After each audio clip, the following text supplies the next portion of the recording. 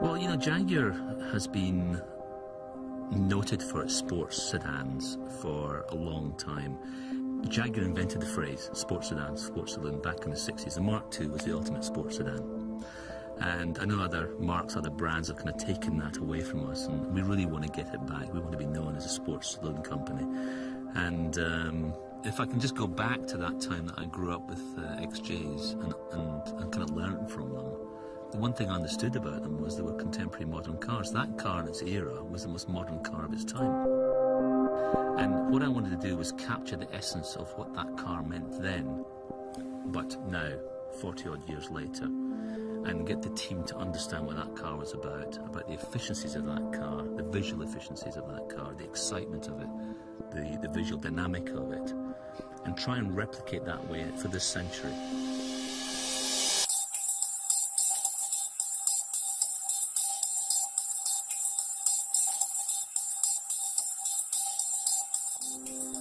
The thing about this car is that we had quite a clear vision that this was the next generation of Jaguar design sedans.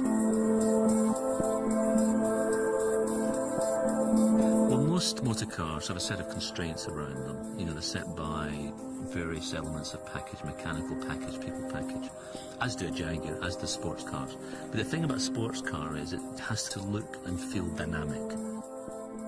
A sports sedan, a sports saloon should be just the same, albeit they have to carry more people, perhaps more luggage, but the criteria is just the same.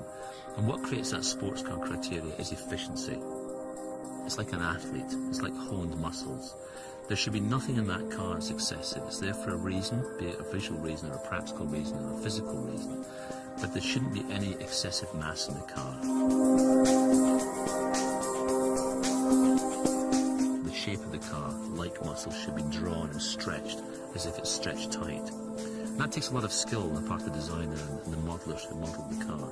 And it's a very important part of getting that sense of tension into the car, which effectively creates a visual efficiency.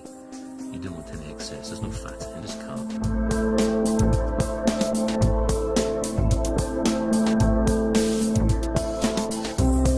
Well, any dynamic entity has to look dynamic when it's static. You can't rely on it moving to make it look dynamic. We call it latent power. Cars are taking on much stronger personalities. They're not timid anymore. They've got a lot to compete with out there in terms of their presence. And so the visual geography, this visual aspect of a Jaguar, although it has to be beautiful and has to have a sense of discretion about it, it can't be too timid any longer. It has to be much stronger in the face of the car. To get the car right takes a lot of discipline, a lot of understanding. And it's about form, it's about lines, it's about graphics, it's about sculpture. If you get that right, the net result is fantastic and very appealing.